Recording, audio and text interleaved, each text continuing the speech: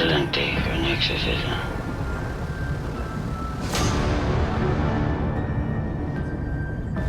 I see dead people.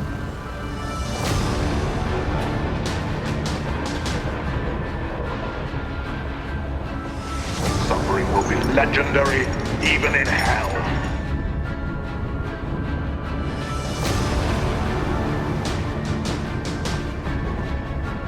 It's alive!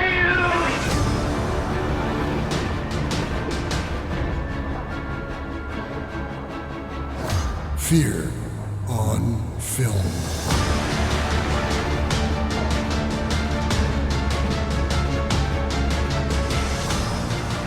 Hey, I'm Sean, And I'm Joe, and welcome to the podcast.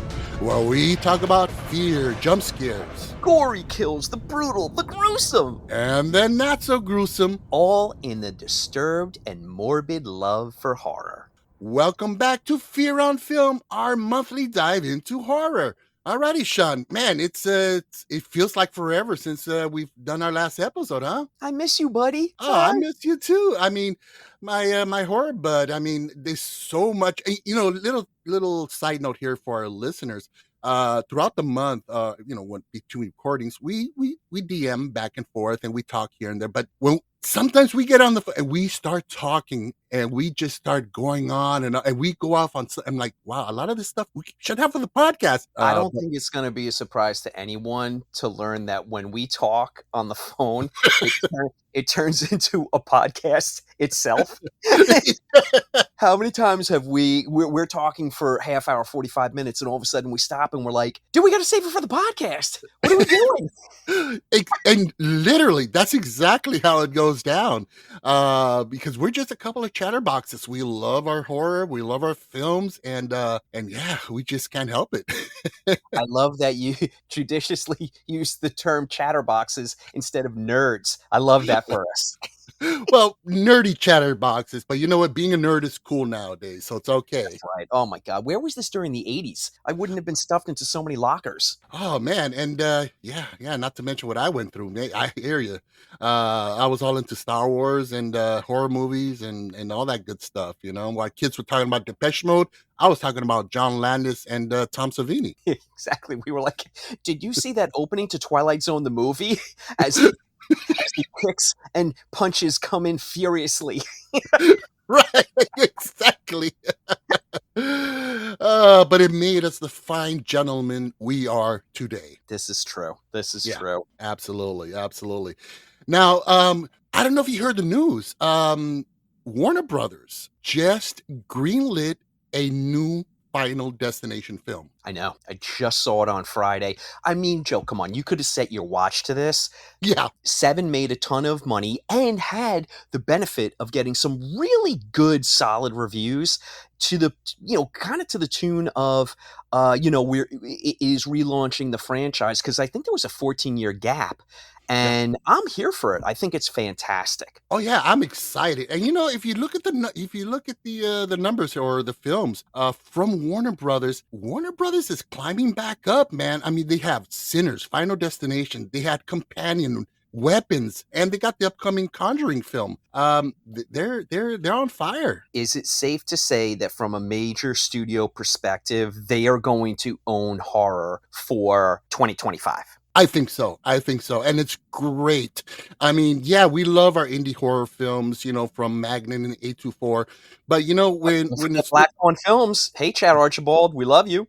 Black Fawn, can't forget them as well. They are going to be the next Blumhouse. I shit you not, I believe in it. Oh, me too. Yeah, I've seen their what's coming up from them, and wow, Chad is the man. But from a major studio like Warner Brothers, it is inspiring, and they're letting these flow. I mean, look at Companion and Weapons. These are not your traditional studio horror films, and so it's pretty exciting. Now, talk about indie films. I just started watching, and you know what? This is rare for me, Sean. I could not finish watching it. Maybe I should have given it a chance. I started watching a little movie called Cryptic. I've heard of it, and I do believe it's been reviewed for Macabre Daily. I don't know who got that one, but I'm guessing that it didn't go over all that well. with you? It didn't. I tried, and like I've mentioned on the Filmjoe podcast, I have a high tolerance for dog shit, and You do. I do. But this one, I'm not going to say it's dog shit because I'm going to be fair. I didn't finish watching it. But it seemed it just didn't work for me. It was just kind of too disconnected and too stagey and too stagnant, too wooden for me. So, but it's rare. It's rare that I'll just not finish. Maybe I was just in a bad mood. I don't know. I didn't have my coffee. Look, it is fair. You gave it a shot. Didn't work for you. Nobody says that you have to wait until the end credits. If it's not for you, bail, because there's a ton more out there that you need to get to. So don't suck up all that precious time watching something that stinks. Right. So instead, I turned it off and watched my latest episodes of Shark Tank. So there you go. Dude, all right, I'm going to put this out there, and I'm immediately going to say, TM, trademark.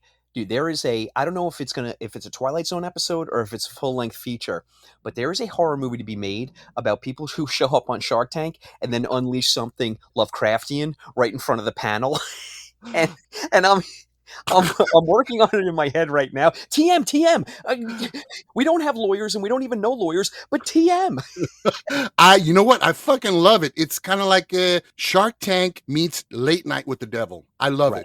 I love it. Man. Dude, we're going to see this in 2 years, and at least we'll be able to call back on when we actually created it for whoever is going to make a boatload of money on it. Exactly. Oh, man. Now, there is one thing I want to mention, and I just sent you a text with a picture of this. There's this young... Got it. Oh, there you go. And there's this young lady, Monica Lopez, and she is an artist. She does cosplay, costume design, and she does customs of dolls and toys and stuff as well. And so my wife went to her and had her create for me a custom-made Labubu Terrifier. Dude, this is the cutest thing I've ever seen in my life. Isn't it though?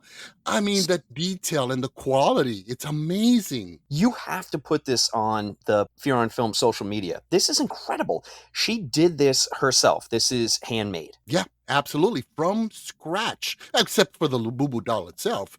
But it's just amazing work. And so I will be posting this. In fact, at the time of release of this episode, it'll be on all our socials. So please check out her work. I'll have a link to her TikTok page where she has all of her work posted. And it will be in our show notes as well. So please check Monica Lopez's work. Follow her. Support her. She's amazing. And I love my Labubu Terrifier. Monica, your work is incredible. I don't know what I'm going to commission you for right now. My head is kind of spinning because I'm thinking possibly the Kessler Wolf from American Werewolf in London, but I'm also thinking maybe Joe Dante, the Howling Werewolf. So I'm getting very excited here. Very excited. Now I immediately started thinking about Jerry Dandridge from Fright Night. Why didn't you tell me this at the beginning of the episode, Joe?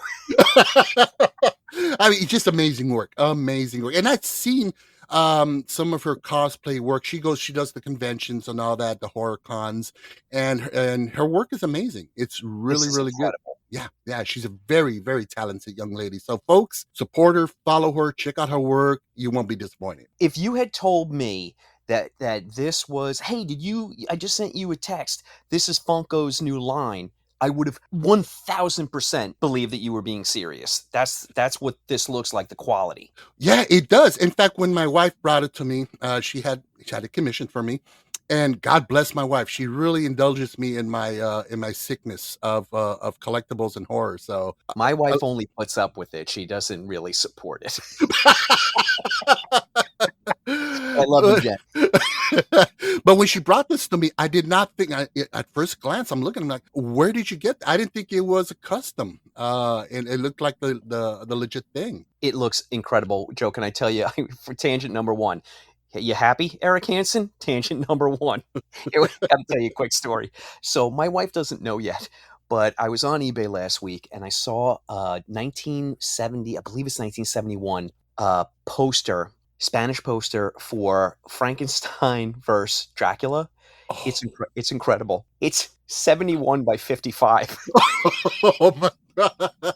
My wife, who I adore, is going to lose her biscuit.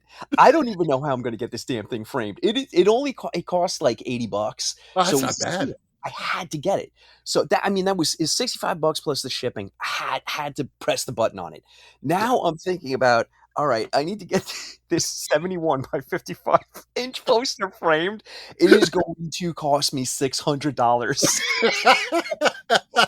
This $65 poster frame. You know what? No regrets. No regrets at all. It's unbelievable. And I'll put it on, I will lay it out on the floor and take a picture of it and put it on the social media today so you can check it out. Oh, I'd love to see it. Oh my God. You know, it's a no-brainer. You had to do it. It's not a matter of should I do it? Should I not do it? No. There's no pros and cons. It's only pros. 100%. You had to do it. Had to. Yeah. I mean, I'm going to let somebody else get this thing? Are you kidding me? No. It was mine. Oh, anyway. Okay. All righty.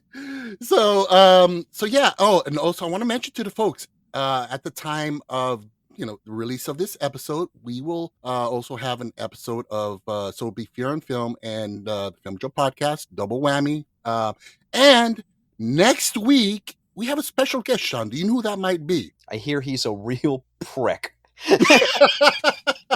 No, a fine gentleman who is refined in the knowledge of horror films, and that would be yourself, Sean O'Connor. Sean, you're going to be on our show next week. I can't tell you how excited I am to talk to all of you again. I love you guys so much. I can't believe you're having me back on. Oh, it's going to be awesome, and we're going to discuss Boogie Nights and the classic horror film Brain Dead, also known as Dead Alive from Peter Jackson. So that's going to be a blast. I do not know how I'm going to tie those two movies together, but I promise you I will find something. Porn and zombies, man. Porn and zombies. I was just about to say two of my favorite things. I'm not going to say that. I'm not going to put that No. out there in the earwaves for forever. All righty, so let's by the way, and one final thing before we get into our episode, I got to see this film, and I seen it as a kid, and it freaked me out. I didn't remember it. I must have been like maybe 10 years old or whatever. It was called Pit and Pendulum. I'm sure you're familiar with this. Oh, Joseph.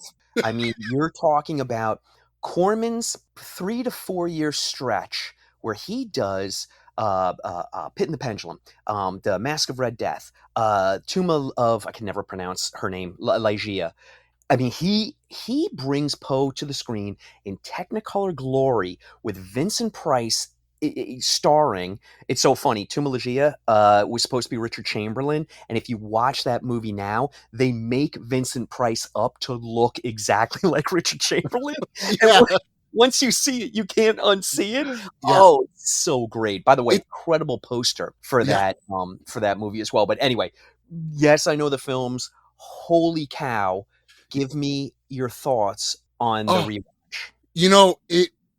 Man, where do I start? In fact, folks, you can on our Instagram, I do have a way back trailer of this, so check it out. And this movie's amazing.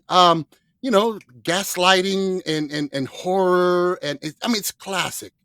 Vincent Price, Jesus, where can you go wrong with this guy? I mean, but it's beautifully shot. It's overtly dramatic, which is perfect. The score, the set pieces, especially the dungeon, the torture dungeon. Those sets. I mean, that was back in the day, bud, where you had Hammer doing these intricate, beautiful, and don't get me wrong, cheap as hell. I mean, everything was basically, crepe paper and a dream, but they work.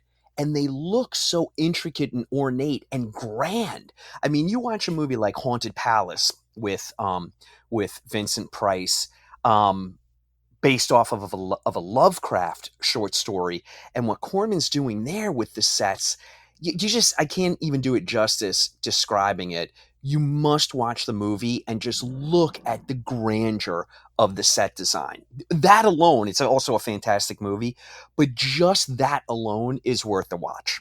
Yeah. And I don't know. I mean, this movie's over 50 years old, so I don't know if I should spoil it. I'm not going to spoil it because people need to watch this. But that final shot of Elizabeth at the end, her fate, I was like, what the fuck? Oh man, great film. It wasn't part of my homework. I just decided to watch it, and out of curiosity, because I'd heard of great film. So if you're into 70s horror, Corman horror, it's a must. It really, really is. My favorite part of everything that you just said was that you didn't want to spoil a movie that was 50 years old, but it's based off of a fucking short story from 1840. Right. But you'd be People surprised. have had enough time, Joe. Spoil it. Okay, I'm going to spoil it then, okay? Because, they gaslight Vincent Price's character into thinking his dead wife is coming back to get him, yada, yada, and this whole thing. And anyway, at the end, her fate, because there's a torture chamber at the bottom, right? Underneath the castle, I guess you can say. And she hides, he puts her in an Iron Maiden? And with spikes and everything and so forth, and she's locked up in there, and long story short, she ends up trapped in there for all eternity, because they're like, this torture chamber shall never be seen by human eyes again, and they lock the door, and you get a close-up shot of Elizabeth in this Iron Maiden, and her eyes are terrified. You just see her eyes, and the close, and movie ends. And nobody tortured people like Poe. The cast of Amontillado. I mean, he really dined out on two things: torture and, oddly enough, murdering women. Really? Yeah. Murder some women. Oh, man. And by the way, Matthew Mercer, this one, our Poe love goes out to you. Matthew, who wrote the incredible novel Poe and I, was the I think I'm getting the word right, the docet of the Edgar Allan Poe cottage in the Bronx for a couple of years, and he's got some great stories about that. So if you want to learn more about Poe, Matthew Mercer is your one-stop shop. And I remember a lot of these Poe films growing up, and I saw bits and pieces of them growing up because, as we mentioned in the Inception, the early episodes we've done on Fear on Film, I was a chicken shit when I was a kid. I couldn't watch horror movies. That's what got you the most, buddy. You were a big chicken. Big chicken, man. I mean, I was, and proudly so. But I've emerged. I've become a horror fiend now. So, and now you're dead inside like the rest of us. We wish we could get back to those days. Right? He's like, oh yeah, that was pretty horrific. Yeah, I was scared, versus, oh fuck, I shit my pants. So now with that being said, we're talking about 70s horror. Let's get into our 70s freaktacular. Okay. So as the listeners know, the homework for this episode was Trilogy of Terror, starring Karen Black, directed by Dan Curtis, based off of the short stories and the screenplay by none other than Richard Matheson. So it's like, it's ironic. We're talking about the Trilogy of Terror, a triptych, but we have this incredible trifecta of talent all over the place. The written word, the visuals, and the incredible acting by Karen Black. Yes. So for me, watching this, now keep in mind, I may have watched, the last time I've watched this may have been about 30, probably 35 years ago. It's been a long time. I just dated myself as a fucking dinosaur, but that's okay. But you watched it in diapers. Wow, this was a blast from the past. Now, let me give you some backstory here.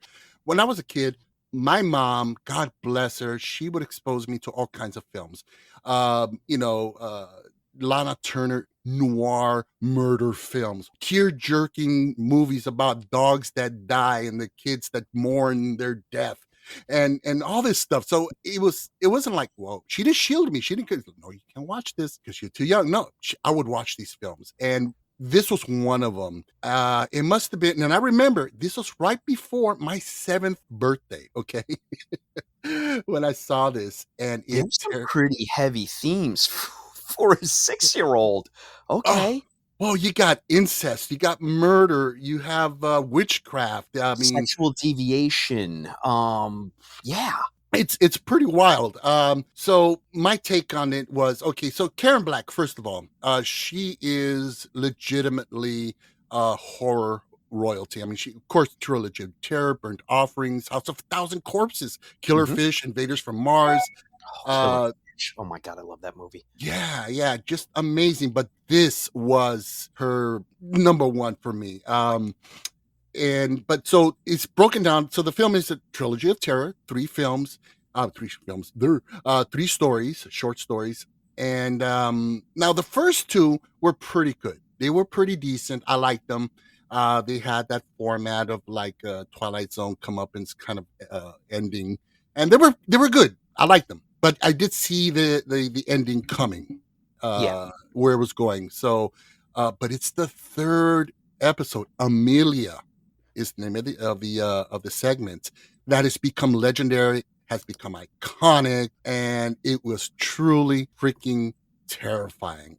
I was laughing my ass off, and I was like, "Wow, this was amazing!" Look, this what, 1975, and at the time, TV movies did not have the robust budgets that studio films had. They were shoestring, and you had second tier talent usually in most of the roles. So in special effects budget, there was none, not like there is now. The little doll, the African warrior doll, The Zuni doll. the Zuni doll. Oh my God! Now, it's a wooden doll it's like a big head and a small body, a spear, and a crazy looking face with fangs.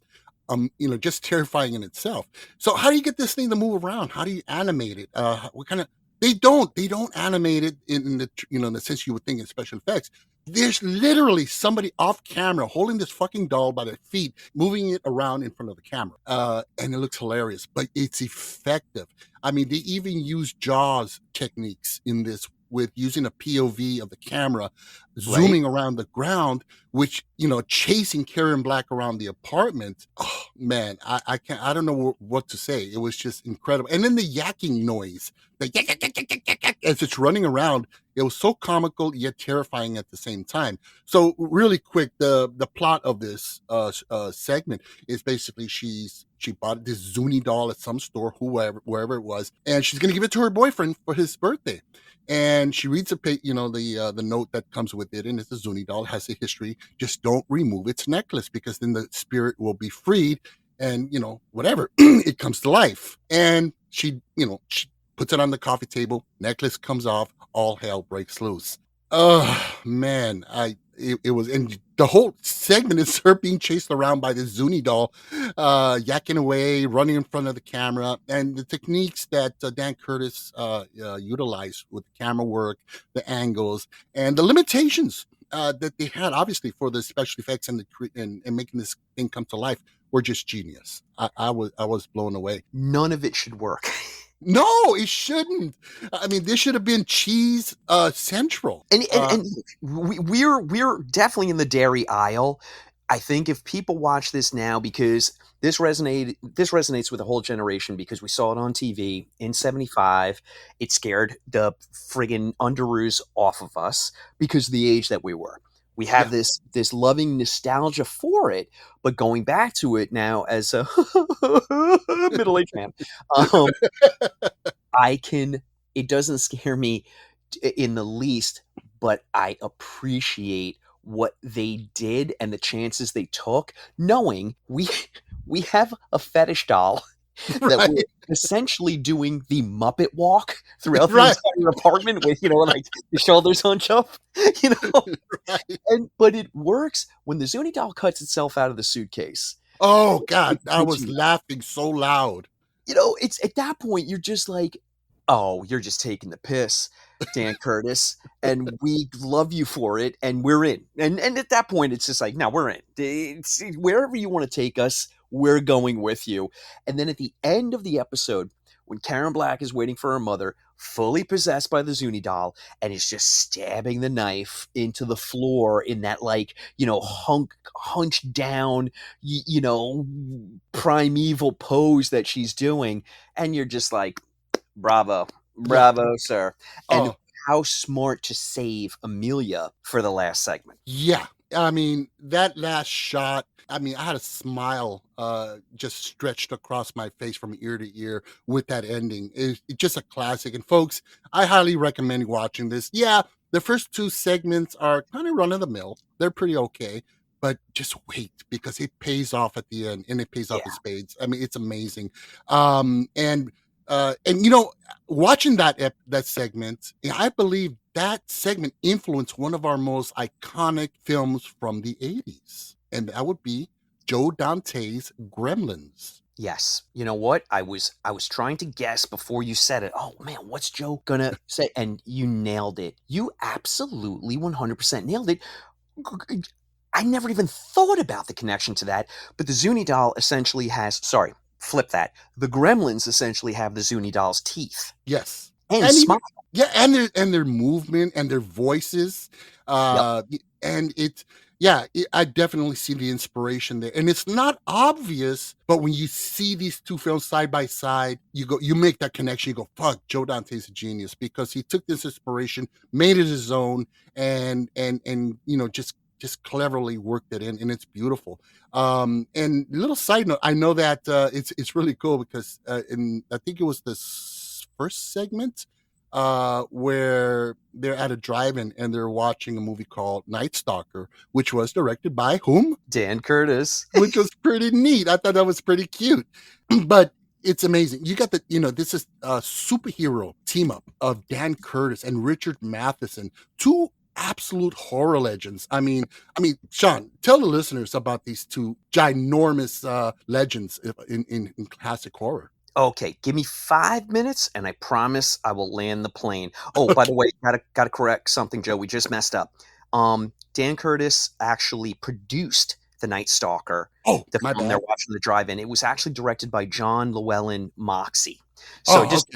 just want to. I didn't know that either. Okay, so let's just start, ladies first, with Karen Black. So Karen Black, you're right.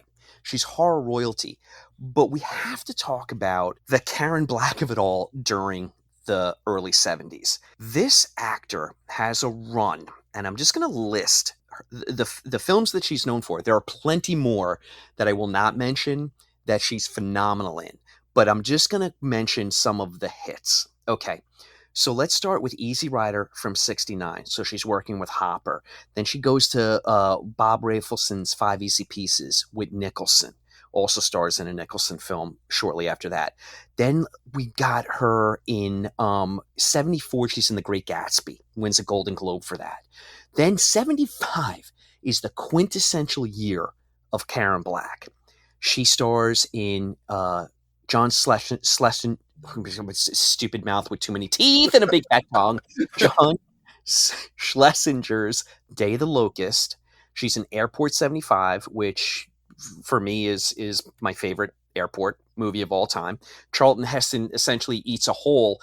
He's acting so much he eats a hole in the side of the plane, and they have to do emergency landing. She stars in Robert Altman's Nashville in 75 as well. I mean, then in 76 we get Burnt Offerings, and then in 78 it's a beloved movie for me. I think a lot of people are going to be like, "What?" That's Capricorn 1. I just love that movie. Right. But she has this run, and it's honestly, if you step back, Altman, Rafelson, Schlesinger, Hopper, it's just this incredible list of top tier directors. She's working with the best actors in Hollywood. She's a quintessential part of the quote unquote, I'm doing air quotes like a complete tool, quote unquote, new Hollywood at the time, where we're leaving the studio system of the 50s and 60s, that beloved grandeur of that studio system, but very restrictive in a lot of ways, and we're getting into new Hollywood where they're trying new things and it's exciting new directions.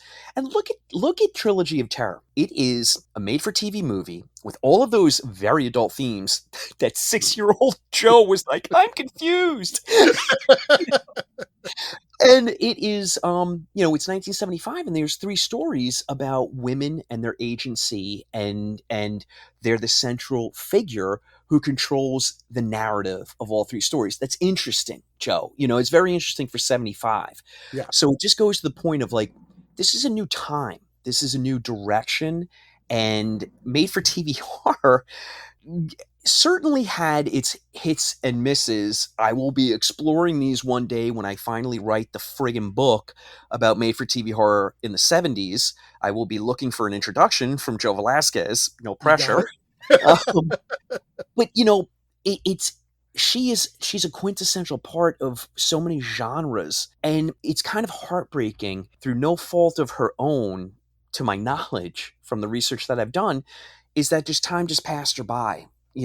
She just kind of got she was replaced. That quirky, crazy, sexy ingenue that she played got replaced in the late 70s by just this cavalcade of new actors. And it's tale as old as time, younger actors, that were new to the, anyway, the story.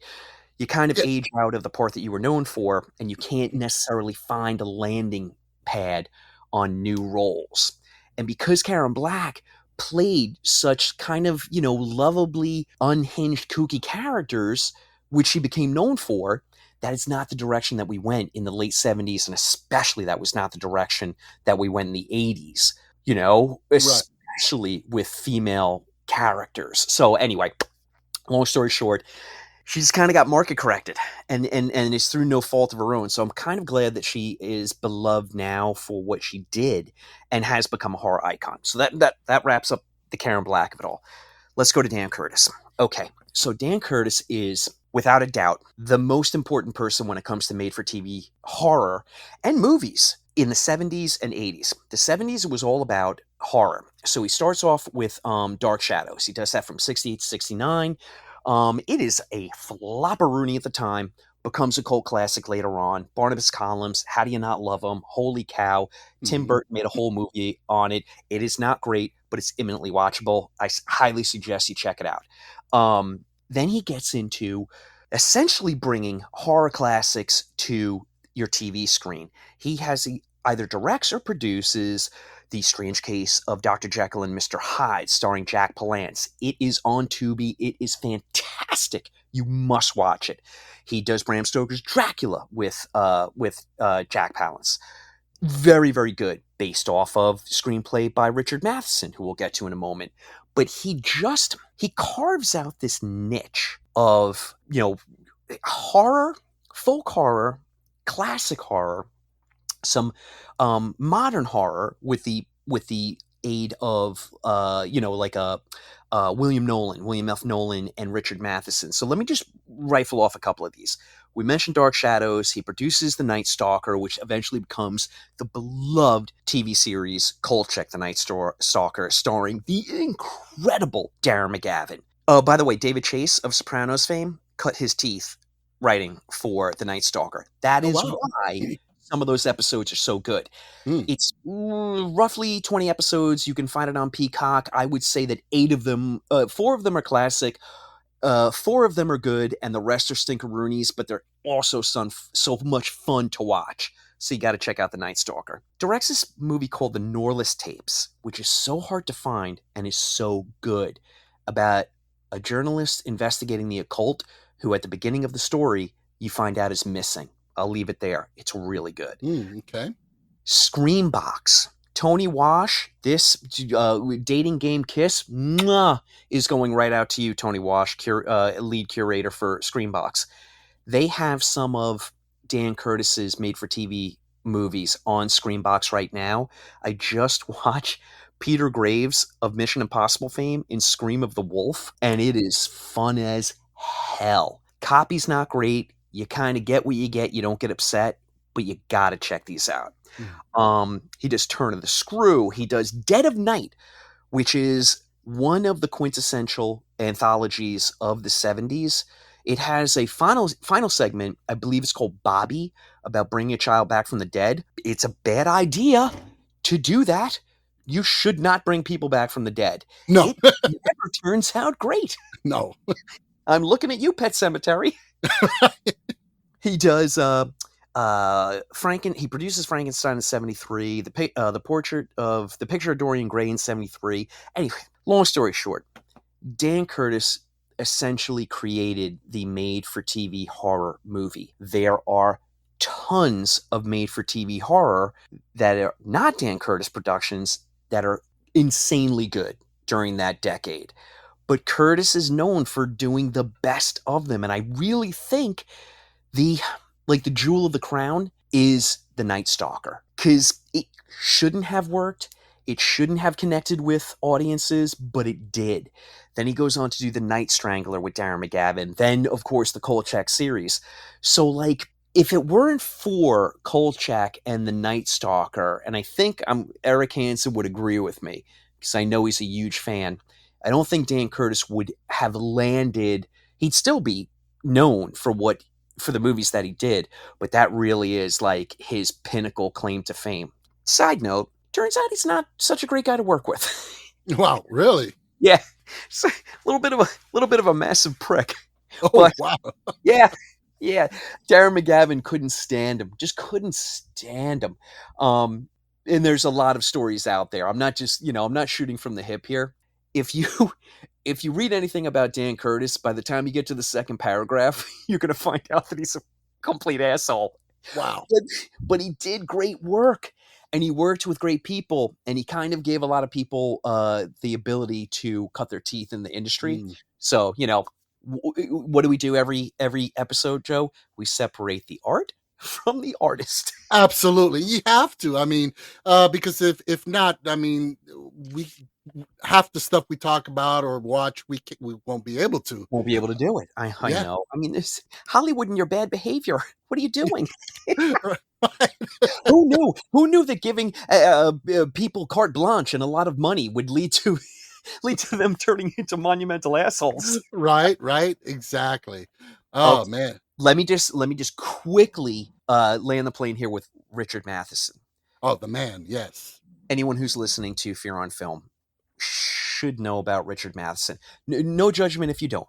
Look, he has a literary career, which then essentially evolves into a cinematic career.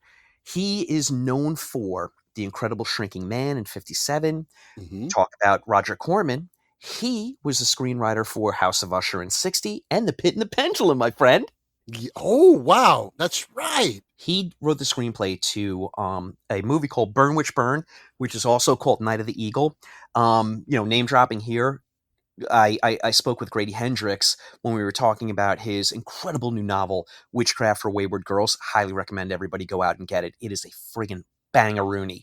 But we were talking about this movie and how much we both love it, and how it is, again, a story about a woman who actually has the answer to everything and is being the ultimate protector. And because it was the time that it was in 1962, no one listens to her.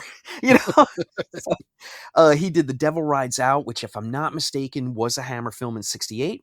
He does a Charlton Heston movie called The Omega Man, which is like, I don't even know if I'm going to have a name on my tombstone. I just might have, he watched The Omega Man and really liked it. That might be my epitaph. Legend of Hell House with Roddy McDowall, which I just watched 2 weeks ago, which is a good movie, great book, but Roddy McDowall is spectacular in it. And then he wrote the screenplay for the Twilight Zone the movie, which is hit and miss, based off of a lot of what he did for the Twilight Zone. He wrote 16 episodes, most of which are iconic classics. When it comes to the Twilight Zone, aside from Rod Serling, Richard Matheson wrote the best episodes ever. Yeah. Absolutely. I mean, growing up watching the Twilight Zone, that's where when I was watching Trilogy of Terror, I saw his name pop up. I'm like, oh, that's the Twilight Zone dude, because I remember his name pop up on several, like you said, some of the most iconic episodes. Just he is, when it comes to genre fiction and genre screenplays, Richard Matheson is easily in the top 5. Easily in the top 5. The last one I'll mention, and I have to because I love it so much that he wrote it, is that he is credited with being one of the writers for Jaws 3D. Now, I know everybody is, I can actually hear your eyeballs rolling to the back of your head with the monumental eye rolls that are going on right now. But I'm going to stop everyone right there. It is a camp classic horribly directed movie that is no fault of Richard Matheson. That is a good script about a great white shark and the great white shark's baby that get trapped within SeaWorld. That script is incredible. What a fantastic idea and a fresh new direction to go as far as Jaws movies. It just, then we got what we got. Right. But that screenplay, the original Richard Matheson screenplay, is phenomenal. So you can all tuck your eyes back in your head and look forward, you creeps. So he also is credited with work on some of the most iconic television productions. Night Gallery, Twilight Zone, Duel, Spielberg's Duel. Yes. The Night Stalker, Circle of Fear, Scream of the Wolf we mentioned, Trilogy of Terror, of course, we mentioned, and Bram Stoker's Dracula. Anyway, hit after hit after hit after hit. And this is what you get with Trilogy of Terror. You get 3 people at the top of their game at the perfect moment in time. Amelia is the best segment. The other 2 segments are okay with a lowercase o, but Amelia is what Trilogy of Terror will always be known for, and rightfully deserves it. So thank you for coming to my TED Talk. I hope you're still awake. No, it was incredible. I mean, the body of work between these 3 amazing artists is incredible. They are horror legends and horror royalty. Matheson, like you said, he wrote, was it The Omega Man, which was based on I Am Legend, which he wrote, I believe, right? He certainly did, my friend. And that was the second remake, the first being Vincent Price's The Last Man on Earth. Then we had Omega Man. Then we had Will Smith in I Am Legend. Yeah, which I loved. I loved that one. Rumor has it there is a remake in the works right now. Do you mind if I do something real quick, if I promise that I can have it buttoned up in under a minute? Okay, go for it. All right. Just because we're talking about anthologies, I just wanted to mention some of the best that I've ever seen celluloid. So start with Quaiden in 1965. Incredible Japanese movie. Great anthology. Tales from the Crypt. Not the series, the British film. Dead of Night, which we mentioned, written by Matheson, made for TV movie. Asylum, Creepshow, Dr. Terror's House of Horror, House That Drip Blood, Black Sabbath, Mario Bava's Black Sabbath, Cat's Eye, based on short stories by Stephen King, Three Extremes, which came out, relatively modern movie, Three Extremes, Trick or Treat, Michael Dougherty's Trick or Treat, which is criminally overlooked, but has finally become the cult film that it deserves, but should have been a mainstream hit. Tales from the Dark Side, the movie, I think is fantastic. So anyway, I just wanted to mention some incredible anthologies in case people are curious about them, which I think y'all should be. And we don't get enough of them, and maybe, I don't know, I mean, horror is doing so many interesting things these days that maybe somebody will put an anthology together, aside from VHS, which is good, and Southbound, which was very good. We get them, but they tend to be super indie features. I'd love it if a major studio took a chance and put a big budget anthology together. It probably won't happen, though. Yeah, well, you touch upon one of my sweet spots, right? They're one of my weaknesses, the horror anthology. They're amazing. Now, you're more familiar with the 70s anthologies than I am. And for me, it was all about the 80s anthologies. And you know what? Maybe, I don't know, we should cover that in a future episode sometime with 70s and 80s anthologies. And, dude, I would love to. I'm thinking Creepshow. I'm thinking Nightmares. Nightmares, man, that's a great one. Which that was with Emilio Estevez. He was in one Lance of the. Henriksen. Oh my God, dude! Don't let's stop talking about it. We're doing it. Stop talking. Yeah, we're doing it. Yeah, done deal.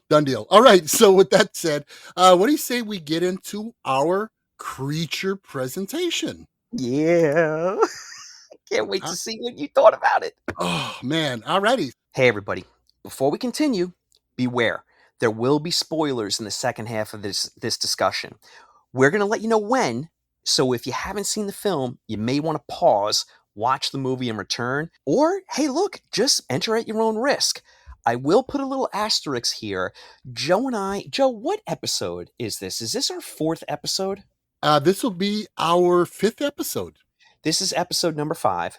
Joe and I always say that we will show you the spoiler wall well into the recording as we get to it.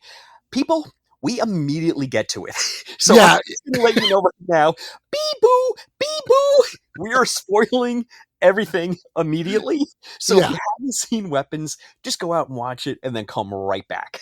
Yeah, because I mean, let's be honest, Sean. We suck at holding back our spoilers. We just have to. I mean, it's so hard, especially with a film like this. Joe, where the kid in the kitchen, where the mother puts the birthday cake on the table and leaves the room and turns back and says, "If I see you put your finger in this cake, there's going to be a lot of trouble," and then leaves the room. What do? We dunk our face right into the cake. Can't help ourselves, buddy. Yeah. So Sean, before we get into this, tell us a little bit about the film before we roll that clip. You got it. All right. So we're talking about Zach Cregger of Barbarian fame. My favorite movie of 2022. Joe, how did you feel about Barbarian? One of my favorites. Loved Barbarian. Loved the direction it took, or where you thought it was taking. Amazing film, which I don't think gets. It will now, because of Weapons. People are going to go back to Zach Cregger's filmography, which is essentially Barbarian.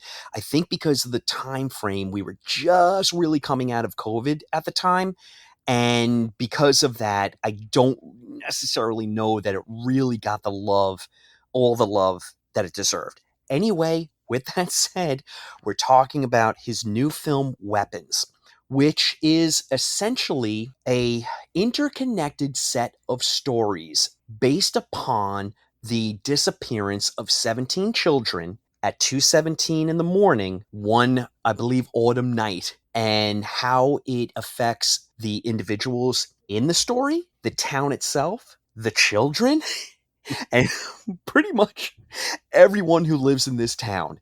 It's like a character study of dread under the bubble of suburbia. Well put. Absolutely. So what do you say we roll that clip? Have at it, buddy. This is a true story that happened in my town. So this one Wednesday is like a normal day for the whole school. But today was different. Every other class had all their kids. But Mrs. Gandy's room was totally empty. And you know why? Because the night before, at 2:17 in the morning, every kid woke up, got out of bed, walked downstairs, and into the dark. And they never came back. When all but one child from the same class mysteriously disappears on the same night at exactly the same time, a community is left questioning who or what is behind their disappearance. So, some quick backstory here on the production. After the financial and critical success of his film Barbarian, he began work on a new spec script called Weapons. The screenplay entered the market on January 22nd, 2023, and it quickly went into a bidding war amongst Netflix, New Line Cinema, TriStar, Universal. Everybody wanted this. This was a hot item. New Line, however, they went on ahead and they secured the rights within 24 hours after offering $38 million to cover all costs, including production, salaries, and Cregger receiving $10 million as writer, director, and producer, and giving him final cut privilege. He earned every penny of that. Absolutely. And that final cut privilege, if you're not familiar with that, that is rare that a studio will give a writer, director that kind of power. I mean, Of course, this was pending, the test screening reactions of the film. I mean, obviously. And And so that was the deal. Now, Jordan Peele, whose company, Monkey Paw Productions, they were in the bidding war as well. And he didn't get it. So, I was hoping that you would bring this up, Joe. oh, God, this is a classic. So basically, this ended up with him parting ways with his longtime managers, Joel Zadek and Peter Principitato, I think his name is. And he basically, when he lost that auction, he fired him. Look, I feel his pain. Yeah. This movie has so many parallels to Nope, not in content, but as far as some of the divisive reviews that I'm reading, which are complete horseshit, but we'll get to. But anyway, Right. Sorry, didn't mean to stop your flow, buddy. No, it's all fine. And now, personally, I'm glad this went to Zach Cregger. As you know, I'm not a huge fan of Jordan Peele, and I think that Get Out was a fluke. It was a one-shot deal. Everybody, the whole world's telling Jordan Peele, "Hey, you are a magnificent horror filmmaker," and well, I believe he believed it. And but that's another story. I don't know why I say things that hurt my feelings, Joe. I don't know, really don't. I don't want to make you cry again, Sean. It's every other episode we get onto our Jordan Peele, and we're both like, okay, let's agree to disagree. Okay, Right. Okay, perfect. you're not coming to my karate party now. How about that? Oh man. But I'm glad this went to Cregger because he is a demented, twisted individual as far as his vision of horror, and he knows how to craft suspense and thrillers. So Can I give you my hot take, and then I promise I'll let you go on.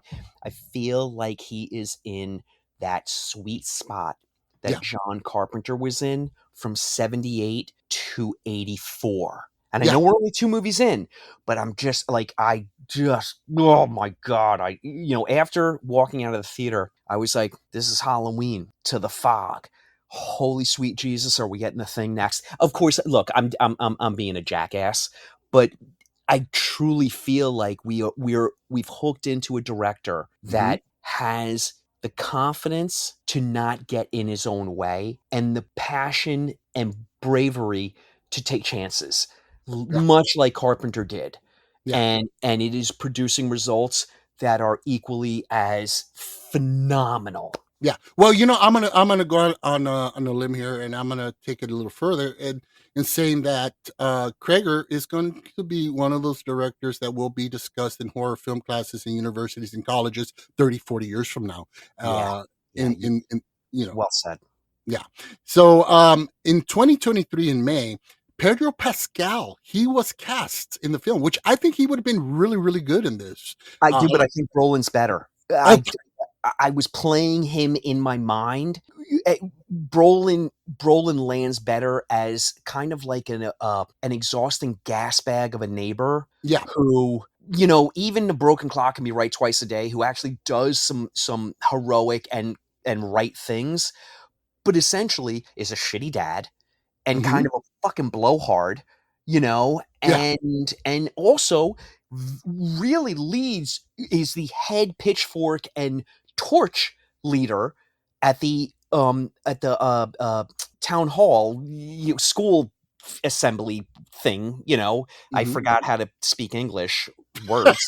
You know what I'm talking about. The assembly that they do for the parents about the what they're doing about the missing kids. He is the voice of get her talking about Miss Gandy, and he's a very interesting character. Pedro Pascal would absolutely have been phenomenal, but Josh Brolin brings a physicality to the menace of that role, which is needed, along with the, I don't want to call it sweetness, but the ability to also present yourself as human. Josh Brolin really does a lot of that with the physicality that he portrays. Josh Brolin can smile and be a dick. He can smirk and be an asshole, or he can smile and be a sweetheart. Yeah. He has full control of his, oh my God, I'm going to sound like such a fucking knob, but he has such control of his like machine as an actor that he knows exactly what beats to play Mhm. to hit those emotional moments for what's needed. And this is a very tricky role because he has to play a complete gamut of people in one role. Yeah, I fully agree. I fully agree. I mean, like you said, Pascal is an amazing talent and a force of nature when it comes to his acting skills. But I think like you said, I think Brolin was better fit. And I kind of feel there's a bit of Pascal overload at this time. He's in everything, and but fortunately for us, I mean, he had to bow out because he was already committed to the Fantastic Four, which I have not seen and I don't plan to see. But yeah, I'm gonna be, Sorry, but that snuck up on me. I gotta be honest. I mean, I'm done. I'm not with that. I mean, Superman, as far as superhero films, was amazing. I did drop a review on it, and I just gushed over it. An I amazing cried a film. little bit when he's in the chair at the end and they play. And look, I know James Gunn is just manipulating the fuck out of me. I get it. Mhm. But when he's in the chair at the end and they're playing Iggy Pop, I'm a punk rocker, and then Gary the robot, is it Gary? Yeah. And he says, it's a call back to the beginning. He says, play clips of his family. It comforts him, and it's clips of Mom, Pa, Ken. Oh my God, when you cry when your chest actually hitches. That's Yeah. how much I was crying. Same. I'm gonna be honest. They hit me the same, but that's the only superhero film that really hit me this year that I thought was amazing. It's the only one I'm gonna give a chance to. But back to Weapons. Principal photography began in Atlanta in 2024, and the film was finally released on August 8th, 2025. So now, let's get into it. Sean, you're going to go first this time. What were your takes on this? Oh boy. Okay. I posted on Instagram today that because of Weapons, 2025 is now the best year in horror. Yes. Because we have Weapons, 28 years later, Sinners. Then I mean that let's call that like the tier 1 because they're studio films and they suck the most oxygen out of the room. But then you have films like, It Feeds, Chad Archibald's It Feeds, so many smaller films that have been so good. It's too many to mention, and I already did so many lists with Dan Curtis and fucking Richard Matheson and Karen. Yeah, I'm just gonna put this out there that we're only in the middle of August at this point. We haven't really even gotten into spooky season, which is typically where studios, big and small, wait to release their genre fare. There's so many sweet, delicious morsels of genre that we can dine out on already in 2025. I'm almost at the point now where I'm like, save it, just roll it into 2026. We're full, But of course, I'm joking. We'll take them all. Bring them all. I hope they fall off the table. There's so many. Yeah. This has just become a decade of horror that will be looked at like the 80s, where style and substance leads the charge as opposed to box office numbers, where unique vision and taking chances and diverse voices and diverse performances will set what this decade is going to be known for. And it's incredibly exciting. And we're only halfway through the decade. It could all end tomorrow. This decade will still be known as one of the strongest in horror. And that was with 2 years that got swallowed by a pandemic. Yeah. It's ridiculous to talk about how influential this decade is going to be and how we don't deserve nice things, but we're getting them. Right. And it's just, Joe, you and I talk about this episode after episode, which are only a month apart. And in that month time frame, there's just more to talk about and more to be impressed by and more to be excited for in the near future. So anyway, okay, horse has been legitimately beaten to death. This is a real good year for horror. Yeah. I mean, I had no idea what to expect going in. I only saw the one trailer, and the first teaser was brilliant because it just tells you got this voiceover telling you this story. Something happened. These kids disappeared. What the fuck happened? You get these images of kids running off into the night on security footage, camera footage, and that's it. And it sets you up with this mystery, which this is what it is. It's a mystery horror thriller, and so I had no idea what to expect, and I went in completely blind on that aspect. This blew my fucking socks off. This was a brilliant thriller. It was a mystery. It's horror. When it kicks into horror, it kicks into horror. When when Cregger unleashes the violence, he does so unapologetically so, and doesn't hold back his punches. This movie was brilliant. I came out of there just blown away. You have to see this a second time. I have not. I saw it yesterday for the first time. I cannot wait to go back and see it again. I already have plans with my buddies to go again. I told them, I'm like, they're not moviegoers like you and I, Joe. So sometimes they like to lean over and, I think this is really, no, we don't do that. I told them, I prepped them already.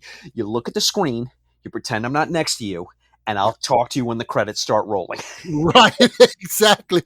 Well, I went on Thursday night. This is basically during the week. It was a packed house. First of all, mine. Yep. And I was a little nervous because I'm like, I know this is going to be kind of a quiet film, and people are going to be talking yaka yaka yaka and whatever. People initially were kind of like a little bit like that in the beginning, and everybody shut the hell up.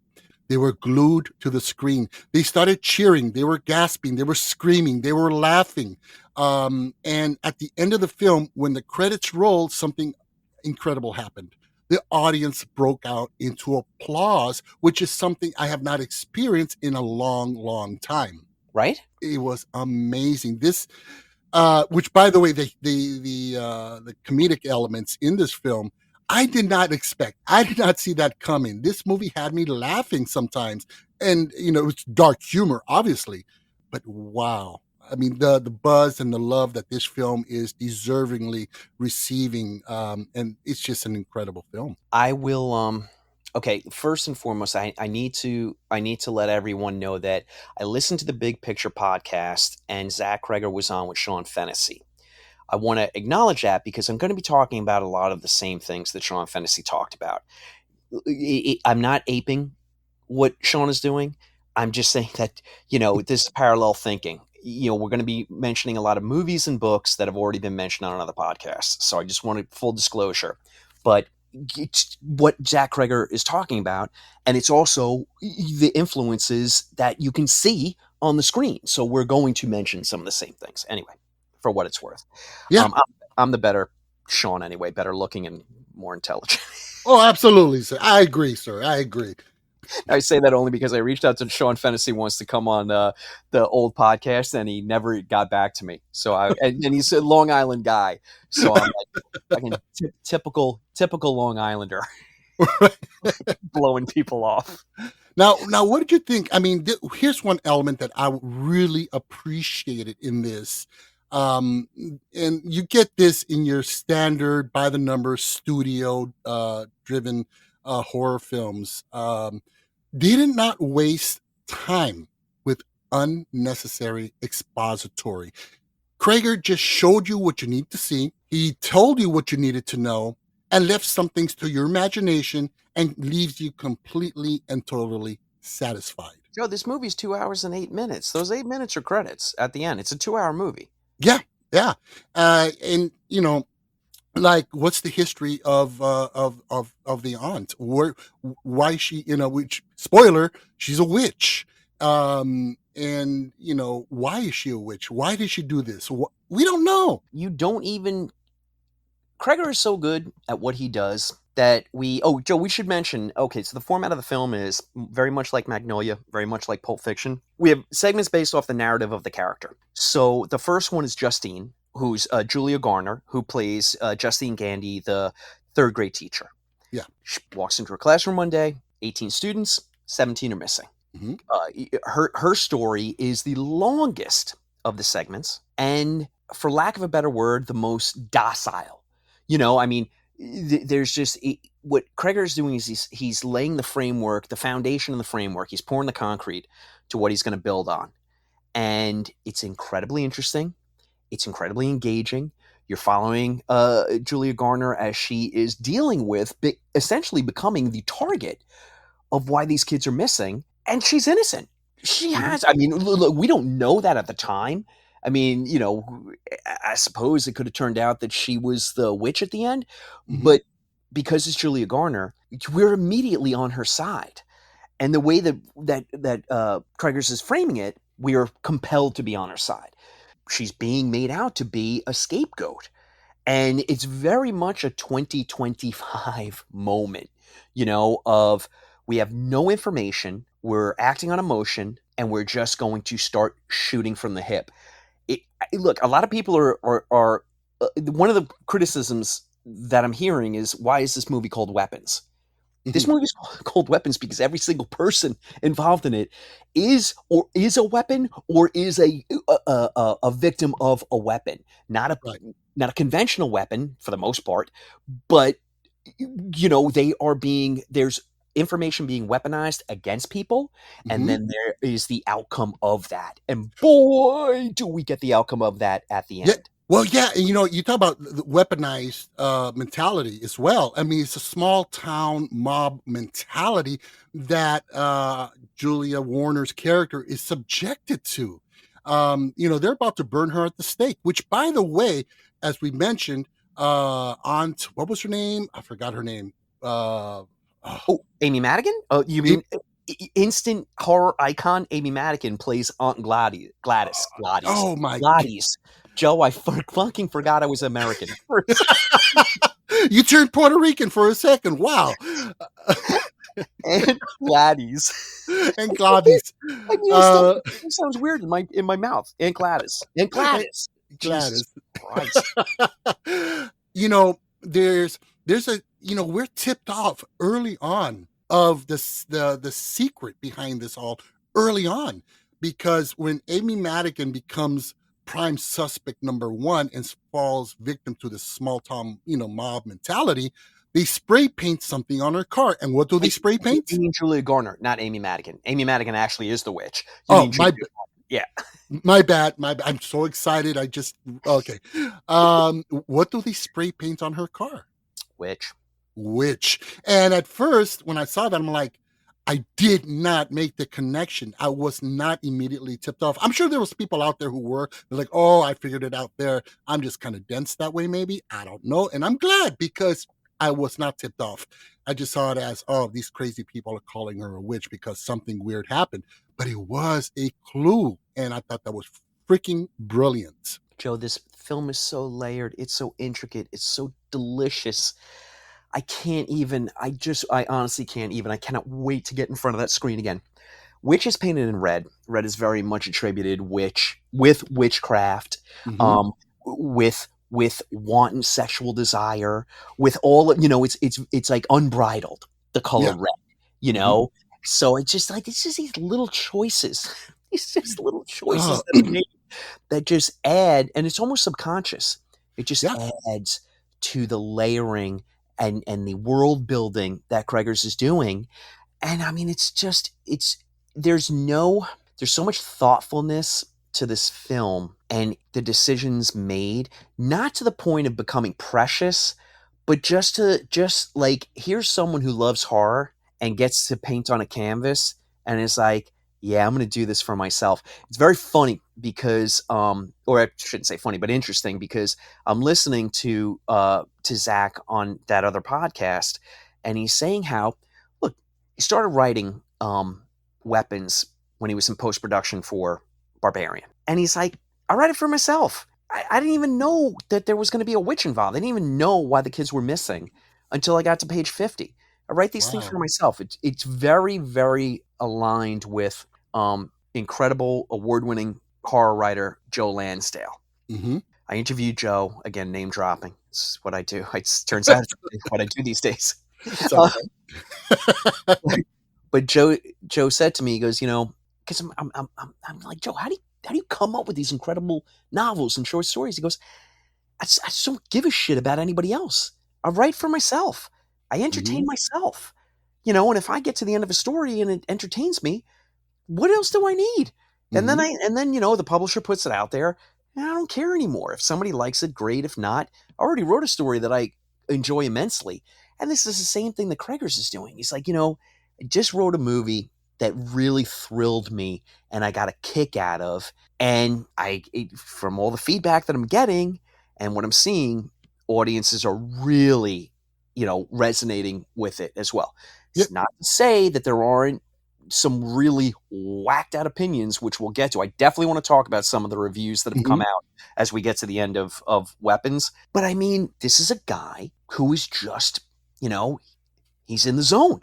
Yeah. And you know what? And that's that's a beautiful thing that you mentioned. This like, writers like Cregger, they don't do this they do this for themselves.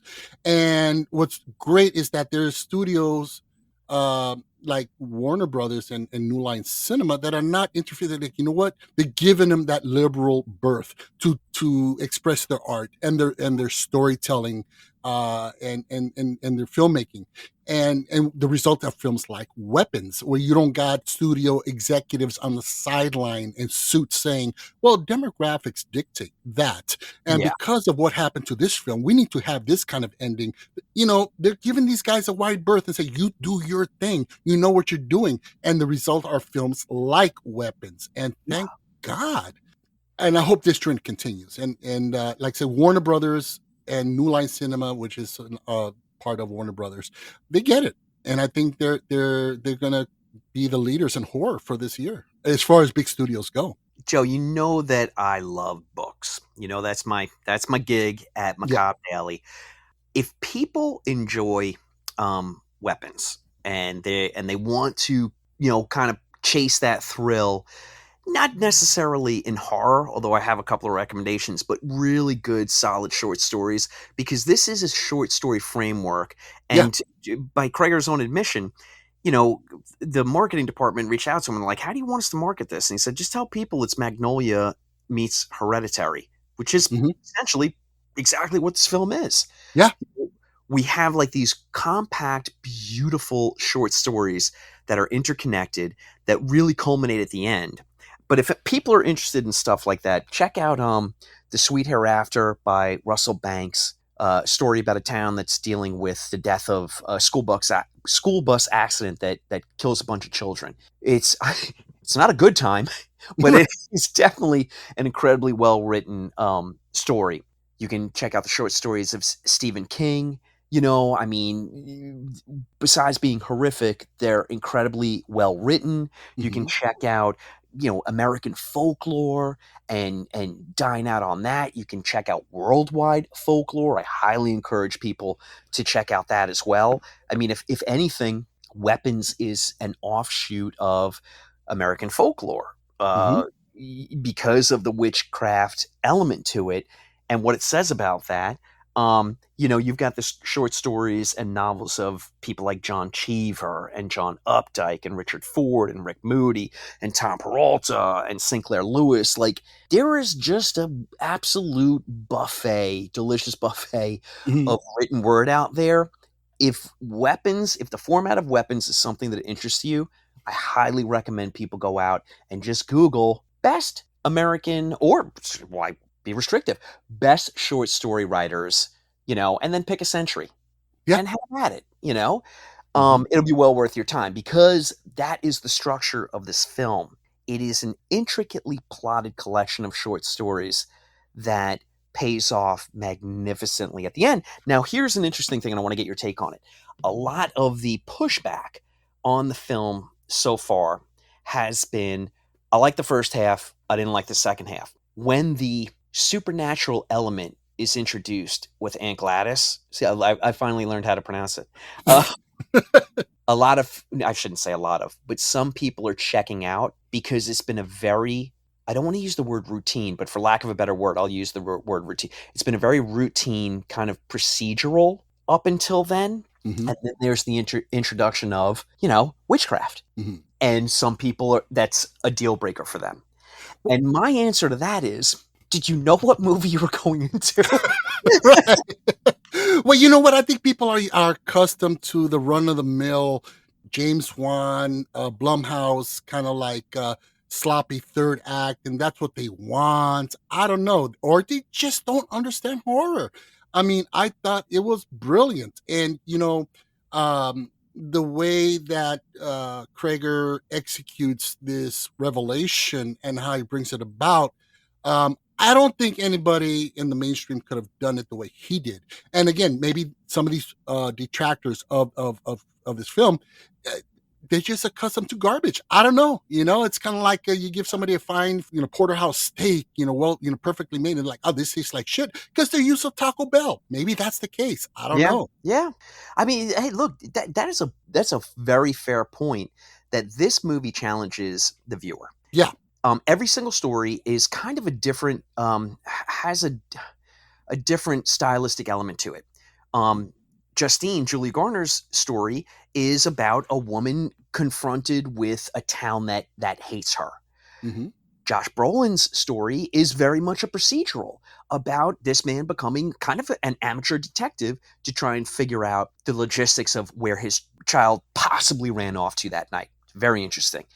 Austin Abrams' story is almost Slacker-esque in he's a junkie living on the fringe, just literally trying to scrape enough money to get high.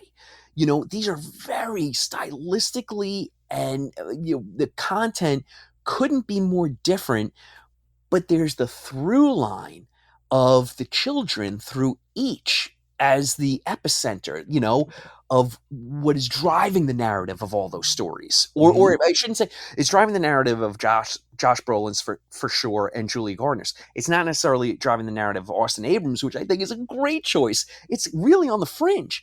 It only becomes important to him when he figures out he can make some money off of it. And the phone call he makes to the hotline is one of the best moments on film Yeah. in 2025. I loved it. I mean, there was the unexpected comedic element. And you know what? Thinking overall, I mean, there's only one other director that I think could have pulled this off, maybe. But Quentin Tarantino, if he were ever to do horror, because this is like a horror Pulp Fiction. But I'm glad Cregger did it. I mean, but it's just, like you said, the intersecting storylines. And, Zach Cregger's amazing camera work. He's, very reminiscent of Barbarian. Joe, I'll stop you right there. Very reminiscent of Dean Cundey. Yes. The Carpenter films, making suburbia docile and tranquil and dreadful. Sean, you fucking nailed it. You're absolutely right. And I didn't even realize that, but you're absolutely right. It just, oh man, I mean, it just had me on edge. Even though there was nothing going on per se, I was still on edge. I was still trying to figure out what's going on. I mean, the pacing, the buildup, it just keeps you in the dark as it just horrifically exposes what it is in the eventuality. Jump scares, there were a couple. They weren't cheap shots. They were legitimate jump scares, but not overused. And talk about not overused. The voiceover was very effective in the beginning. Oh my goodness. Well, I mean, Cregger says, look, that's a complete crib from Magnolia. Look, we need to point out the Magnolia similarities. I mean, Alden Einrich's mustache is John C. Reilly's. I mean, and Cregger says, he's like, no, we literally studied the mustache on John C. Reilly's face, took it off, and put it right on Alden's face. By the way, Carrie Christopher, who plays Alex, the young boy. Oh, yeah. You know what? What do you say we jump into the cast? Because this cast is friggin' ripe with talent and nuances. There's not a false beat in the entire film. Yeah. So let's start off because we touch upon Brolin and Garner. Let's start with Alden Ehrenreich as Paul, the cop, the small town cop. Watching his performance in this, and I often jump to this kind of like idea or this position when I see an actor in a role that I've seen him in someone else. You know what? He wasted his fucking time and his talents on a film like Solo. Ehrenreich glows. He's amazing. He's so eccentric in this role. And so, he was perfect. Amazing. I've enjoyed him since, oh gosh, dang it, help me out, Joe, the Coen Brothers movie. Please help me out. Oh, Hail Caesar. Yes, there you go. I have really kept my eye on him and stuck with him. I know there's been the solo of it all. I know there have been more misses than hits.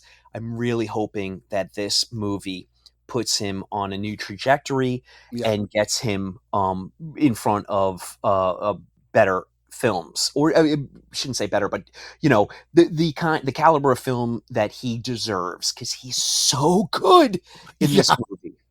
Oh, yeah, exactly. And roles that he can really bring out his skill and his talent, and and in this he does bring out his A game. And the same goes with Josh Brolin, who was in that Avengers film, the last one. I forgot what it was. I don't care about it.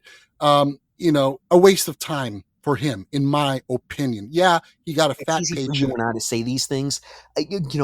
Alden and Josh, they backed up a Brinks truck and shook the money out in their driveway.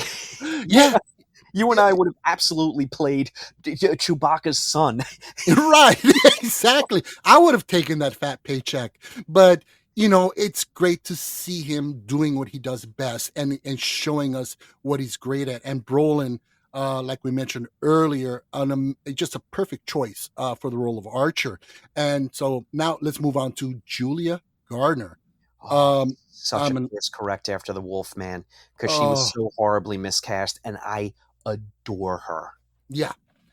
She was perfect. You immediately fall for her character. And like you said earlier, you're immediately on her side, because when the town just goes against her, and this mob mentality and parental paranoia kicks in, you see her as a victim as well of this weaponized ideology, and totally bought into her character. And loved her in this. You're right.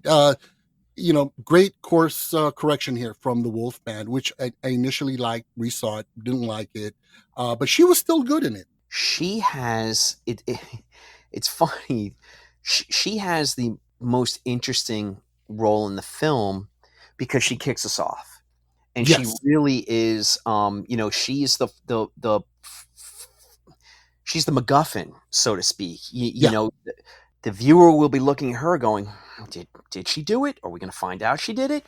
Does she know anything? Like this, I've seen a lot of films, and, they're really trying to make a point that she didn't do it, but I don't know, so she's got to carry that weight, and she carries it beautifully.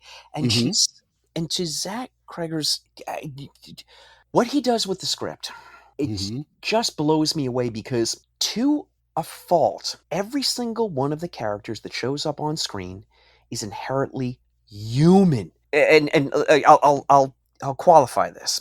Julia Garner has she's got her issues. She certainly has a drinking problem.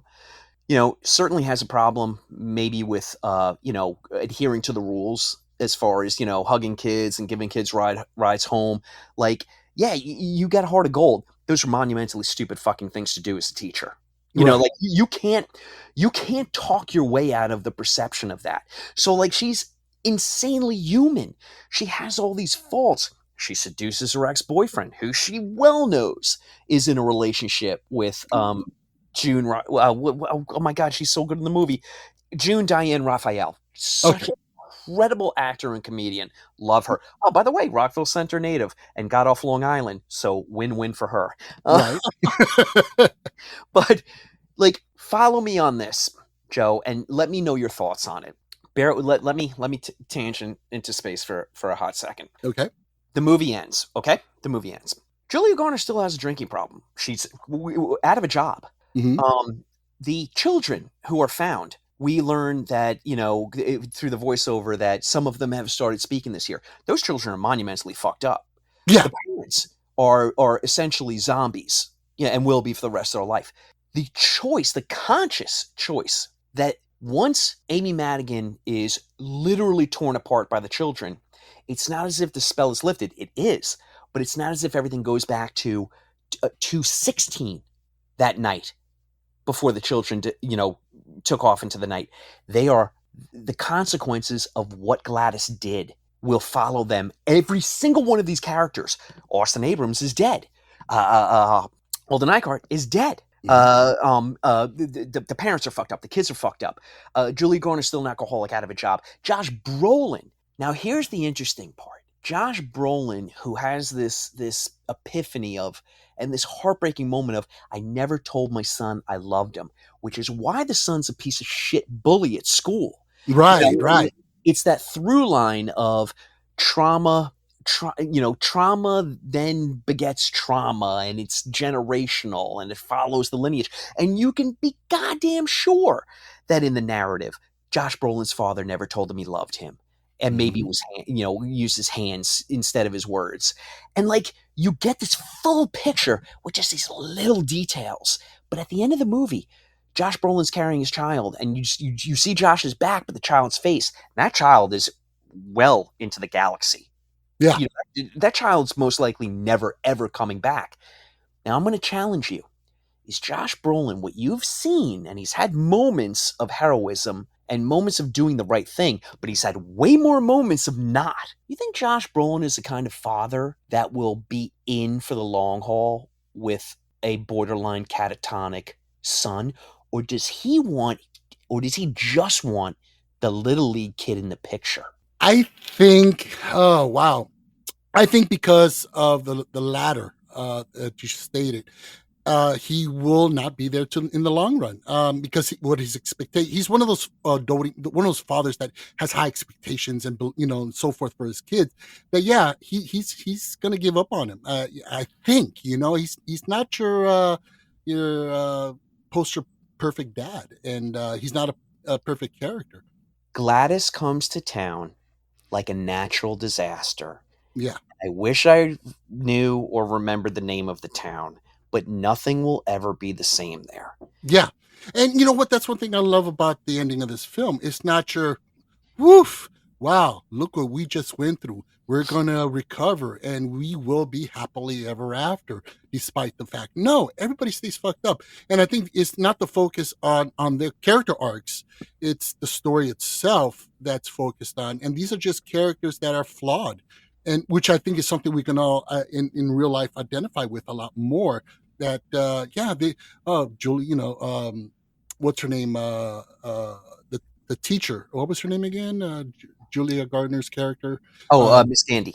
Yeah, she is not going to recover from. She's going to be an alcoholic. Archer's going to continue being a bad dad. The kid, and so forth. It's not a nice, tightly wrapped ending, and it's kind of depressing, kind of sad at the same time. I love and again, Cregger does his due diligence by stating in the very, very first moments of the film through the voiceover, a lot of horrible things happen in this town and a lot of people died, but you're never going to hear about it because the people in charge and the police, basically swept it under the rug, which is such a human and a quintessentially American thing to do. Yeah, absolutely. Yeah. This horrible thing happened, and we're never going to acknowledge it, and we're going to pretend it didn't happen whatsoever. I'm looking at you, Native American genocide. I'm looking at you, slavery. I'm looking at you. You'll pick your atrocity, and it's just like, well, I mean, we're literally in a day and age where they're trying to remove it from history books because it upsets, cocksuckers to look at, and it's just, it's just so of the now, and it just makes for a deeper film that it doesn't end with the implication that and then everything went back to normal and was perfect. This movie definitely ends with the voiceover in the beginning and the voiceover at the end letting you know this thing happened and it fucked this town up. Yeah. Forever. Yeah.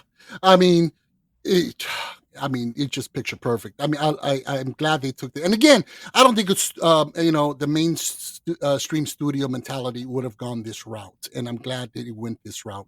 Now, let's continue with the cast. Christopher Alex, real quick. Amazing. I Oh think God, he epitomized the goodness and the innocence of the children. And you know, and in many films, you know, where the kid or the kids are the central focal point of a storyline, or in horror, it hinges on the performance of the kid. Because if the kid sucks, the movie's gonna suck. It's not gonna land. And Kerry Christopher really nails it. He was perfect. kid could be the brother of the kid from Magnolia. Another conscious choice. You know. Yeah, absolutely. And then of course we have Amy Madigan, which I did not know it was her. Joe, it took me 25 minutes to finally go, oh my God, that's Charisse from Uncle Buck. Hello, Amy Madigan. I could not place her. Just a complete character transformation, and not only the physical, the visual, but the her acting, her personality, it was just, she was buried deep in this amazing character. It was just amazing. Like, I had to find out through IMDb a few hours after the film. I'm like, who the fuck was she? I'm like, get out of town. Are you serious? I did not know. And of course we have the obligatory fantastic cameo from Justin Long. When he showed up, I was so happy. Yes. By the way, Sarah Paxton, who answers the door, the mother, that is Zach Cregger's wife. They've been married since 2019. What an adorable couple. Wow. Yeah. I mean, so bottom line is, top to bottom, this has, and there's a few other, just other cast members in here who just brought in their A game, but just an amazing cast. It's just, look, it's just a cavalcade of bangers. Yeah. You know, it really is. Yeah. And of course you have this explosive, almost literally graphic climax where the kids turn on the witch and they literally tear her to pieces. Zach Cregger just opens up the can of fuck it, let's just bring it out. And I sat there just with my jaw on the floor. It's the only way the film could have ended. Yeah. But I want to point out though that he's doing something very purposeful. The Julia Garner segment has kind of like a low level score, and the cinematography is incredible, and everything works. But it's like it takes its time. It is the longest segment. It takes its time. Then when we get to Archer, the score picks up. It's a different. We're hitting different notes. It's almost like the Jaws score. Right. We're hitting different notes. Then when we get to Mason, Benedict Wong, the score really picks up, and we're hitting different notes, and we're more frenzied, and like, it's subconscious what these elements are doing, that you're like fully engaged, and the action on screen is more kinetic and more frantic, and now Gladys is involved, and then like, what he does is orchestrate like a conductor all of the movements to the crescendo of the ending. And by the time we get to that last 10 minutes, you're on the edge of your seat in the movie theater and you're like, what is even happening? Right. And that is what we go to films to experience. Yeah. And Zach Cregger is a master composer. And like I said earlier, when the credits rolled, people exploded into applause, and just a masterful, amazing. And you know what, Sean, I have to hand it to you. You called it an episode or two ago. You said the only film that can give Sinners a run for its money this year would be Weapons. And I'm going to be honest, I love you, brother, and I respect your opinions and your takes. I doubted you. I really did. I'll never doubt you again. Well, Sean, I say a lot of shit, Joe. I don't blame you. you nailed it. This definitely, now, is it better than Sinners? That's up for debate. Two different kind of films. It's definitely not. No, I'm going to go on record saying it's not. Yeah. Neither one or less than. They're different. They're incredible. They're equal. Done. It's a tie. Bingo. Exactly. Now, before we go into our ratings, we must mention to our listeners, you got to check out the website for Weapons. Oh man, I love it. I mean, they have it's the cursor, the mouse cursor is a little kid running in that in that pose, and which is cute. It's really fucking adorable. And it's kind of formatted like the small town newspaper. And there's a hidden message in the article. Joey, you're gonna go where I think you're gonna go. All right, never mind. Yeah, Go. you know the hidden message. Should I give it away, or should I? Okay, No, give it away. Give it away. okay. I'm reading this article. It's like, oh, kids missing and so forth, and I see there's red letters throughout the article, and immediately hit me. What the hell? And it says tickets on sale now is what the letters spell out. I'm like, wow, that was fucking brilliant. It's so good. And then the fact that this world is in the Barbarian world, it's just so...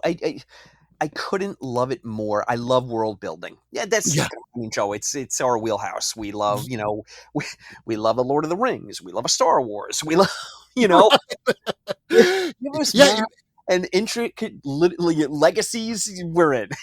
Right, absolutely.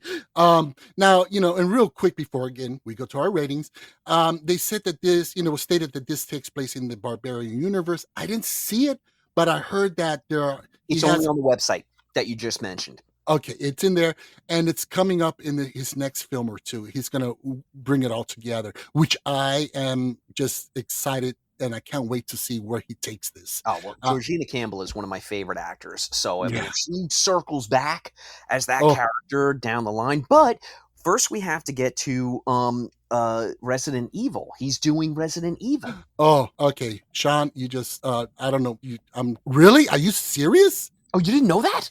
No! He's doing Resident Evil. It's based off none of the characters from the game. It is just in the world of Resident Evil. So he kind of has to, he's dictated to lean into the world of, but he's not restricted with, and just make sure that you have Jill Valentine and blah, blah, blah, blah, blah. So he kind of has this free reign to create whatever he wants in that world, which I think is insanely exciting. I can't wait. I mean, it's one of my all-time favorite video games. And the first film was pretty decent. I liked it. But in the hands of Zach Cregger, you know what? Take my money now. Take my 401k. Take it all. I'm there. All right.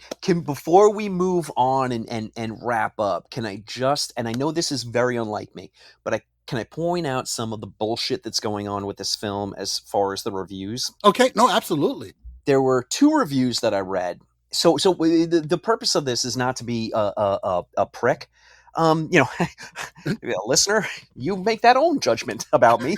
But the purpose is I don't want people being turned off this film because of really poor takes, which happened with Sinners. There were some really poor takes with Sinners, which was almost like people see that a film is landing and that it's resonating, and they feel compelled to be contrarian and to be a shitheel, for lack of a better term. The same thing's going on with this. I read 2 reviews today, and my mission is not to call people out. I don't want to do that. I'm not going to name names or who the paper who they wrote for. But one of them was that the trailer is misleading, and that diminished the film for me. To which I have to say, as a critic, why are you fucking basing your review off the trailer? Why are you even watching the trailer, you complete hack? If your expectation is based off the trailer, you should stop. You should go fucking deliver packages and stop being a critic. That is the worst take that I've ever heard. Joe, the trailer tricked me. So I don't like, I like the film less. I'm like, what are you, a child? I read this thing and I can't even form the words right now. I'm apoplectic. Right. You are bad at your job. That you're watching trailers. The trailer isn't the film. You fucking coconut. The trailer is done by the marketing department. It's like, I didn't like this steak because the cow had dirt on its hoof. I don't even know where to go with this. It made me insane, which I think people are experiencing in real time right now. So do better, reviewer. Everybody is entitled to a second chance. You had a poor review. Do better next time. If you go to Macabre Daily, you can probably find a half dozen poor reviews on my Right. Well, you know what? I fully agree, Sean. I mean, look, everybody is entitled to their opinion and their review and what their takes on it. But look, when it comes to horror, best go to the source of horror lovers, because they're purists or they understand the genre. I mean, you go to sources like Bucket of Chum, Arrow in the Head, Macabre Daily, Cinematic Nightmares. Go to these sources because, and Fear on Film, right? Because we understand horror, and you're going to get a more a fair and honest perspective on these horror films, because we love horror. And, as I've mentioned, these other sites and sources, again, critics, viewers, users, whatever, they're entitled to their opinion, and I respect that. But, like you said, they just don't get it. They don't understand. And this here is a modern horror masterpiece that will go on to live on in posterity, in the pantheon of horror. Which is such an insane take. It's like I threw my Jordans away because I didn't like the box. It's just, insane. Yeah. The other review I read was a real fan of the film because they felt that the depiction of witchcraft leaned into the atrocities that took place at the Salem witch trial, and there should only be films that lift up witches and portray them in a positive light. And I was like, I'm losing my mind. God. Oh, yeah. I don't know where to take that. Oh, geez. That one, I'm just like, okay, all right. It's an opinion, I suppose. Right. Exactly. You go, well, stop. Maybe you need to stop doing drugs. I don't know. So these were renowned publications. Like this, this wasn't like a blog. These were renowned publications, and I'm like, your takes are so bad. They don't know what the hell to do with horror, by the way. No. Mainstream publications do not know what to do with horror. They feel, by the way, oh my God, I'm tangenting like crazy. But I was at the screening in the city for The Ritual, that Al Pacino monstrosity that we fucking kicked to death a couple episodes ago. But I actually had critics walk out, and I was like, how do you call yourself a critic if you don't stay to the credits? No, absolutely. You have to stay to the end. But they don't. Mainstream critics don't they don't respect horror, which is why I'm glad that I hugs and kisses all day long from Macabre Daily, because it's what we do. Which is an excellent source, listeners, to horror. So you want some really good, honest, real takes on horror, Macabre Daily is your source. Joe, is episode 5 going to be titled the one where Sean lost his fucking mind? Yeah, it's kind of hard not to. Oh, geez. So what do you say we get into our ratings on weapons? No, you know what it's going to do. It's going to be a repeat of Sinners. What is the system that we're using this time? What'd you pick for me? All right, now I'm going to give it. I want you to explain it to the listeners. Okay. Okay.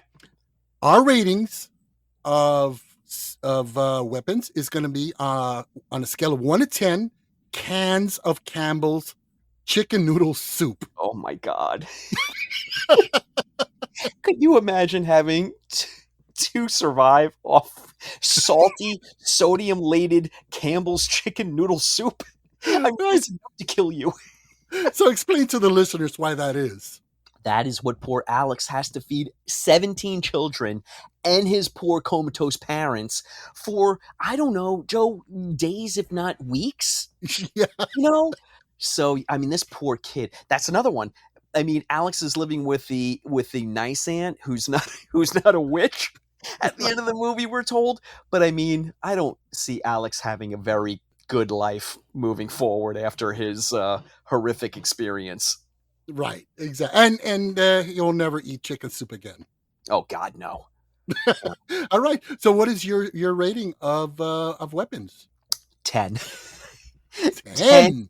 10 cans of chicken noodle soup, my friend. I can't argue with that. For me, again, I didn't know what to expect coming out, going into this, and was pleasantly surprised, mortified, and horrified. I'm going to give this 9.5 out of 10 cans of Campbell's chicken noodle soup. This was a banger. This was, I can't give it a 10 personally because Sinners, I gave that a 10. Maybe I should give this a 10, but I'm going to stick with a 9.5. 9.5 is a real good score, Joe. Yeah. And people, if you've not seen this, sorry we spoiled it for you, but you're still going to enjoy this. It's an amazing film. Unbelievable film, unbelievable year. I mean, whew. Look, look, do we deserve so many good things? Do we deserve nice things? I mean, we got Osgood Perkins, Sean Burns, Zach Cregger, Chad Archibald, Damian McCarthy, just giving us these amazing dude, we films. haven't even gotten a Del Toro and Frankenstein. I mean, oh, geez. You know, and that's not to say the hidden gems that are waiting for us for the remainder of the year that we don't even know about yet, Joe. Well, we're getting another dose this year of Osgood Perkins with a movie called Keeper, which I saw the trailer. I'm only going to watch that one trailer. I'm not going to watch them all. Good boy. I can't wait. This is coming out in November. So guess what we might be covering towards the end of the year? Holy guacamole, buddy. I mean, it really, I said this in 24 about 25, and I'll say it about 25, about 26. I'm like, I worry about the next year. Are we using up all our goodwill? And every single year is better than the last. Yeah. So it's going to be a good one. And we're going to have, and at the end of the year, of course, we're going to have our top 10 of 2025. And I'm going to look into that crystal ball, and I'm going to say that Weapons is going to be pretty well up there in both of our lists. Oh, that's going to be hard. By the way, there's a Chad Archibald produced this movie called The Undertone, which I reviewed for Fantasia Fest. It's insane. Which I'm so jealous because you actually got to see it, and I have to wait for it. So thank you, Sean. We might have to do a top 20. Dude, I'm just telling you right now. Yeah. I don't know that I can do top 10. Yeah, I saw the trailer for Undertone, and oh gosh, I just can't wait to see. And there's another film coming out of Black Fawn. Oh shoot, it's about motorcycle. I know there's a motorcycle in it. Death Cycle. What a great title. That's so freaking 70s B flick. I love it. I can't wait. It's a shallow throwback. Yeah. So 2025. Here we go. Shoshan, what is my 70s freaktacular homework for next episode? Okay, so we're heading to episode 6, and it's about time for the 70s. We have to hit a Vincent Price. We're going to do The Abominable Dr. Phibes. It has one of the most iconic Vincent Price performances, which is completely silent. It is an Art Deco masterpiece. It is a horror comedy, and it is one of the most influential films for director Edgar Wright, which I think is kind of perfect timing with his The Running Man on the near horizon. Okay. Well, this is one film that I do recall, again, because I was just chicken shit when I was a kid. I never watched it, but I remember this film out there. Okay. And I'm excited to watch this. I mean, I love Vincent Price, and this is going to be a definite treat. So, all right. So homework assignment accepted. I can't wait to watch this. This is good too, because it's also going to open up the avenue to briefly, I'm promising the listener I'll behave, briefly talk about Amicus, AIP, and Hammer. Yes, which has a very rich and prolific history, which I can't wait to hear. So yeah, what do you say we start wrapping this one down, Sean? Oh my God, Joe! At 2 hours, people are like, "Please stop, please."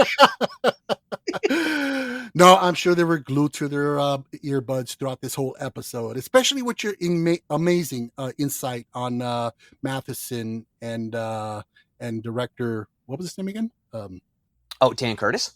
Dan Curtis, and so yeah, amazing. Dude, right back at you. I had so much fun today. Absolutely. And so now let's preview next month's episode. So Sean, what do we have in store for them? We're going to do the final installment of the Conjuring franchise, which is The Conjuring Last Rites. All right. That's going to be very interesting. I have a lot of a lot to say about that franchise in general, but I'm really excited to actually check it out and give it a shot, see what happens. So yeah, so Conjuring Last Rites for next month's episode, folks. So please don't miss it. So folks, thank you so much for listening. We really hope you enjoyed our show. Could we ask a huge favor? Could we ask you to help support the podcast by giving us a 5-star rating and leave a good review? We say good review because if we do get that, it really, I hate to be like beep, boop, boop, boop, but it gets, filtered into the algorithm, and it really does expand our reach to new audience members. So we would greatly appreciate it if you could leave us a great review and 5 stars. Other ways to support the podcast are to subscribe and follow us on Amazon and Spotify and iHeartRadio and Deezer and Audible and Boomplay, or wherever you get your podcast fix. And you can also catch me on the Filmjoe Podcast with new episodes that drop every Wednesday, and it's available on all the same platforms. Filmjoe, woo! And you can find me over at Macabre Daily, where I run the Paper Cuts book review column. And you can also follow me on Instagram at SeanOC32. And please, I would love to get some of your feedback at Macabre Daily and on Instagram as well. I'm always looking for new followers. Folks, don't forget to check us out. We're on Instagram, TikTok, Threads, Blue Sky, YouTube, and we're actually all of our regular episodes they drop as well. So don't forget to check them out. All this stuff, they can be found in our LinkTree below in the show notes. So be sure to click on it. And you can also contact us directly by email at fearonfilm@gmail.com, and we would love to hear your feedback. Alrighty, so with that being said, I'm Joe. And I'm Sean. And this has been Fear on Film, where horror lives.